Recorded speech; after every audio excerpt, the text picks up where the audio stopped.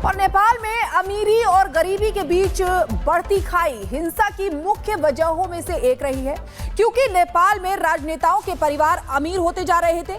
उनकी आलीशान कोठियां, आलीशान जीवन और सोशल मीडिया पर दिखावा, इससे जनता नाराज थी और इसीलिए उनका गुस्सा सोशल मीडिया के बाद नेताओं के घरों पर भी उतरा। नेताओं के हाथ में करोड़ों की घड़ी, लाखों के चप्पल, लाखों के जूते चप्पल, विदेश में बच्चे और नेपाल में टैक्स तले दबी जनता।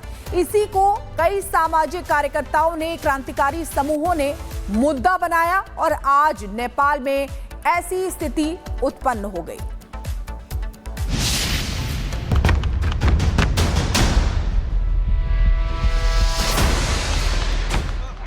तो आपने खबर खूब देखी और सुनी कि नेपाल जल रहा है, नेपाल राख हो रहा है, नेपाल में अराजकता है, युवाओं का प्रदर्शन है,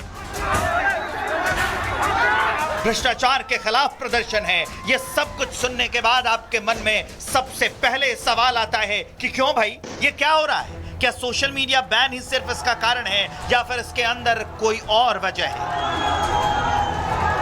क्यों नेपाल में युवा इतने हिंसक हो गए हैं? क्या ये सिर्फ बैन के घटनाक्रम के पास की कहानी है या फिर इस पूरी स्क्रिप्ट को पहले से ही लिखा जा रहा था? आप हमारे साथ बने रहिए, फिर हम आपको एक एक करके अंदर की पूरी कहानी समझाते हैं। ये आग आज नेपाल के संसद, पीएम के घर और बाकी सरकारी बिल्डिंग्स को जला रही है, लेकिन इसकी चिंगारी कई सालों से नेपाल में सोशल मीडिया के जरिए भड़क रही थी। पहले से ही कुछ क्रांतिकारी समूह और लोग इस पूरे मामले को हवा दे रहे थे। अब आपको हम कुछ सोशल मीडिया वीडियोस दिखाते हैं जिससे आपको पता चलेगा कि नेपाल में भ्रष्टाचार फैला था और उसे सोशल मीडिया के जरिए लोगों तक पहुंचाया भी जा रहा था। ये वीडियो देखिए, इसमें आपको दिखेगा कि कैसे नेपाल के नेता और उनके बच्चे विलासिता वाला जीवन जी रहे थे, लेकिन जनता भूखों मर रही थी। नेताओं के हाथ में करोड़ों की घड़ी, लाखों के चप्पल, लाखों के जूते, विदेश में बच्चे और नेपाल में टैक्स देती जनता जो बेहाल थी। इसी को कई सामाजिक कार्यकर्ताओं ने, क्रांतिकारी समूहों ने मुद्दा बनाया। जैसे ये वीडियो देखिए, इसमें दिखाया गया है कि नेपाल में नेता और उनके बच्चों का जीवन स्तर कितना अच्छा है, लेकिन आम जनता करा रही है, रोड पर है, भूख से तिलमिला रही है, मूलभूत सुविधाओं से परे। आंकड़ों की माने तो महज 20% लोगों के पास नेपाल में 56% संपत्ति मौजूद है, जिसमें नेपाली राजनेता भी शामिल है। सोचिए, देश की आम जनता और रसूखदारों के बीच में इतना बड़ा गैप, इतनी बड़ी खाई जो पाटी नहीं जा सकती। नेपाल में बेरोजगारी दर लगातार बढ़ रही है। वर्तमान में नेपाल में 10.71% युवा बेरोजगार हैं। वहीं नेपाल की महंगाई दर 5.2% है। इस पूरे आंदोलन में भ्रष्टाचार मुद्दा रहा है। जैसे 2021 में गिरी बंधु भूमि स्वैप घोटाला हुआ, 54,600 करोड़ का घोटाला था। 2023 में ओरिएंट कॉर्पोरेटिव घोटाला हुआ, 13,600 करोड़ का घोटाला था। 2024 में कॉर्पोरेटिव घोटाला हुआ जो 69,600 करोड़ का घोटाला था। इधर घोटाले हो रहे थे, उनके खिलाफ सोशल मीडिया पर आवाज उठाई जा रही थी। बालेन शाह, जो अब इस आंदोलन का प्रमुख चेहरा भी बन गए हैं, वो भ्रष्टाचार और सरकार के खिलाफ रैप गा रहे थे और ऐसे कई कलाकारों की जमात थी जो इन सामाजिक मुद्दों पर देश के लोगों का ध्यान खींच रहे थे। कई क्रिएटर्स भी उनमें से एक थे। युवाओं में बढ़ रही बेरोजगारी से युवा नाराज थे। उनके गुस्से को ऐसे कंटेंट से हवा मिल रही थी और आखिरकार ये बम फूट गया।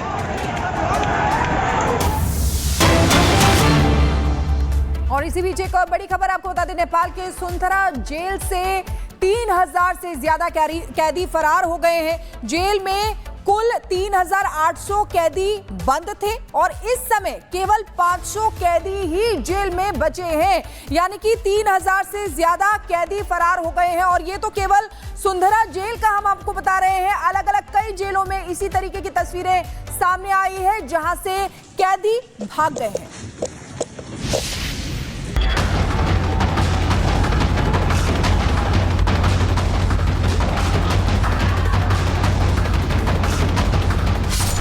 जेल के ताले टूट गए, सारे कैदी छूट गए। भीड़ ने दीवार गिराई, कैदियों ने आजादी पाई। नेपाल इस वक्त विरोध की आग में धधक रहा है। चारों तरफ धुएं का गुबार है। युवाओं की क्रांति ने वहां सब कुछ तहस नहस कर दिया। एक तरफ जहां ये हिंसा ओली सरकार के लिए काल बनकर आई, तो वहीं दूसरी तरफ ये आपदा वहां की जेलों में बंद कैदियों के लिए अवसर साबित हुई है। हजारों कैदी जेल से भाग निकले। इनमें बड़े नेताओं के समर्थकों से लेकर खतरनाक अपराधी भी शामिल हैं। पोखरा की जेल पर भीड़ ने धावा बोला, पुलिस पीछे हटी और देखते ही देखते करीब 900 कैदी फरार हो गए। भारत नेपाल सीमा से सटे सोमेश्वर इलाके में भीड़ ने जेल ब्रेक कर कैदियों को रिहा करवा दिया। दावा है कि 500 से ज्यादा कैदी फरार हो गए। जलेश्वर जेल के ठीक बाहर मौजूद हूँ। ये नेपाल के महोत्तरी जिला में आता है जलेश्वर जेल। यही इसी जेल से कल 576 कैदी भागे थे। 576 कैदी, ये कारागार कार्यालय महोत्तरी जलेश्वर यही जेल है जहां पर कल चूंकि नेपाल में स्थिति ऐसी है कि अराजक स्थिति है और लगातार जो सरकारी कार्यालय हैं, सरकारी भवन हैं, उन्हें निशाना बनाया जा रहा है। तो ये महोत्तरी जिला अदालत भी यहाँ पर है और ये जेल जहाँ से कैदी भागे थे और बताया जा रहा है कि सिर्फ एक कैदी रह गया जिसे फिलहाल आगे प्रहरी कार्यालय में रखा गया है। आइए देखते हैं कहां से कितने कैदी फरार हुए। महोत्तरी जेल 572 कैदी फरार, पोखरा जेल 900 कैदी फरार, रौतहट जेल 233 कैदी फरार, बीरगंज जेल 150 से ज्यादा कैदी फरार, तुलसीपुर जेल 127 कैदी फरार। कैदी नेपाल से भागे हैं, लेकिन खतरा अब भारत पर मंडरा रहा है। नेपाल बॉर्डर से कैदियों के घुसने की आशंका है। सुरक्षा बलों को चौकन्ना कर दिया गया है। बॉर्डर पर सख्त चेकिंग और संदिग्धों पर नजर रखी जा रही है। Bureau report, Republic Bharat. और नेपाल में अमीरी और गरीबी के बीच बढ़ती खाई हिंसा की मुख्य वजहों में से एक रही है, क्योंकि नेपाल में राजनेताओं के परिवार अमीर होते जा रहे थे। उनकी आलीशान कोठियां, आलीशान जीवन और सोशल मीडिया पर दिखावा, इससे जनता नाराज थी और इसीलिए उनका गुस्सा सोशल मीडिया के बाद नेताओं के घरों पर भी उतरा।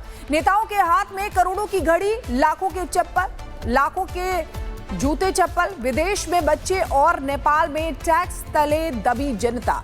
इसी को कई सामाजिक कार्यकर्ताओं ने, क्रांतिकारी समूहों ने मुद्दा बनाया और आज नेपाल में ऐसी स्थिति उत्पन्न हो गई।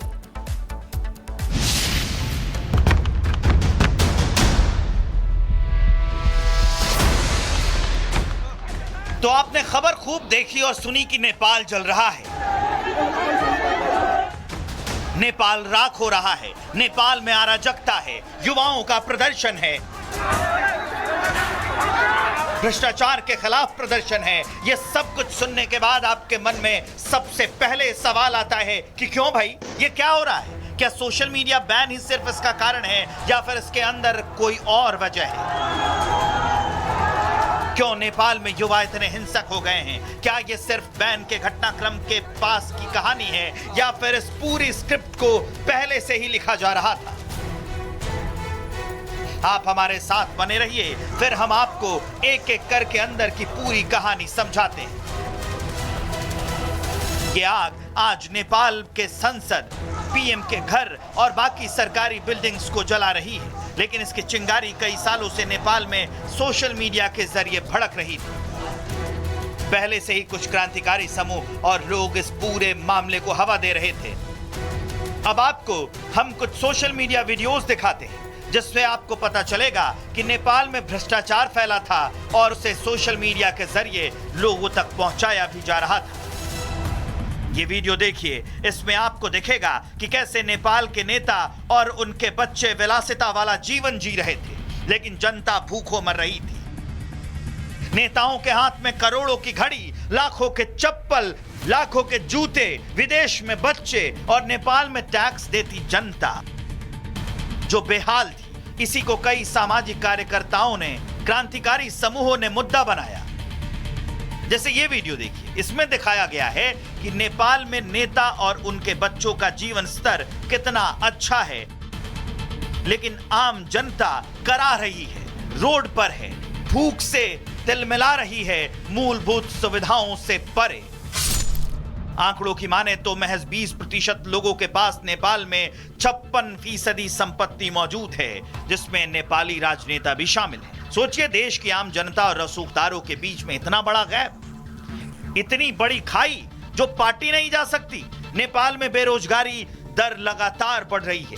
वर्तमान में नेपाल में 10.71% युवा बेरोजगार हैं। वहीं नेपाल की महंगाई दर 5.2% है। इस पूरे आंदोलन में भ्रष्टाचार मुद्दा रहा है। जैसे 2021 में गिरिबंधु भूमि स्वैप घोटाला हुआ, 54,600 करोड़ का घोटाला था। 2023 में ओरिएंट कॉर्पोरेटिव घोटाला हुआ, 13,600 करोड़ का घोटाला था। 2024 में कॉर्पोरेटिव घोटाला हुआ, जो 69,600 करोड़ का घोटाला था। इधर घोटाले हो रहे थे, उनके खिलाफ सोशल मीडिया पर आवाज उठाई जा रही थी। बालेन शाह, जो अब इस आंदोलन का प्रमुख चेहरा भी बन गए हैं, वो भ्रष्टाचार और सरकार के खिलाफ रैप गा रहे थे। और ऐसे कई कलाकारों की जमात थी जो इन सामाजिक मुद्दों पर देश के लोगों का ध्यान खींच रहे थे। कई क्रिएटर्स भी उनमें से एक थे। युवाओं में बढ़ रही बेरोजगारी से युवा नाराज थे। उनके गुस्से को ऐसे कंटेंट से हवा मिल रही थी और आखिरकार ये बम फूट गया।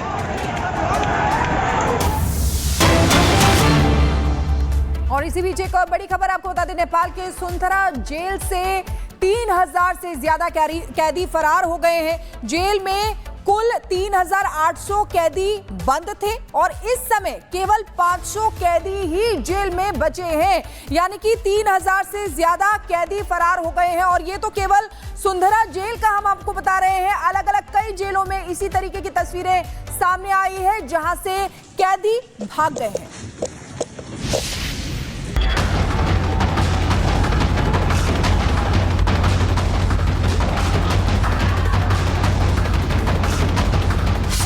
जेल के ताले टूट गए, सारे कैदी छूट गए। भीड़ ने दीवार गिराई, कैदियों ने आजादी पाई। नेपाल इस वक्त विरोध की आग में धधक रहा है। चारों तरफ धुएं का गुबार है। युवाओं की क्रांति ने वहां सब कुछ तहस नहस कर दिया। एक तरफ जहां ये हिंसा ओली सरकार के लिए काल बनकर आई, तो वहीं दूसरी तरफ ये आपदा वहां की जेलों में बंद कैदियों के लिए अवसर साबित हुई है। हजारों कैदी जेल से भाग निकले। इनमें बड़े नेताओं के समर्थकों से लेकर खतरनाक अपराधी भी शामिल हैं। पोखरा की जेल पर भीड़ ने धावा बोला, पुलिस पीछे हटी और देखते ही देखते करीब 900 कैदी फरार हो गए। भारत नेपाल सीमा से सटे सोमेश्वर इलाके में भीड़ ने जेल ब्रेक कर कैदियों को रिहा करवा दिया।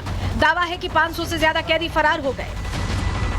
जलेश्वर जेल के ठीक बाहर मौजूद हूँ। ये नेपाल के महोत्तरी जिला में आता है जलेश्वर जेल। यही इसी जेल से कल 576 कैदी भागे थे। 576 कैदी, ये कारागार कार्यालय महोत्तरी जलेश्वर यही जेल है जहां पर कल चूंकि नेपाल में स्थिति ऐसी है कि अराजक स्थिति है और लगातार जो सरकारी कार्यालय हैं, सरकारी भवन हैं, उन्हें निशाना बनाया जा रहा है। तो ये महोत्तरी जिला अदालत भी यहाँ पर है और ये जेल जहाँ से कैदी भागे थे। और बताया जा रहा है कि सिर्फ एक कैदी रह गया, जिसे फिलहाल आगे प्रहरी कार्यालय में रखा गया है। आइए देखते हैं कहां से कितने कैदी फरार हुए। महोत्तरी जेल 572 कैदी फरार, पोखरा जेल 900 कैदी फरार, रोहतहट जेल 233 कैदी फरार, बीरगंज जेल 150 से ज्यादा कैदी फरार, तुलसीपुर जेल 127 कैदी फरार। कैदी नेपाल से भागे हैं, लेकिन खतरा अब भारत पर मंडरा रहा है। नेपाल बॉर्डर से कैदियों के घुसने की आशंका है। सुरक्षा बलों को चौकन्ना कर दिया गया है। बॉर्डर पर सख्त चेकिंग और संदिग्धों पर नजर रखी जा रही है। Bureau report, Republic Bharat.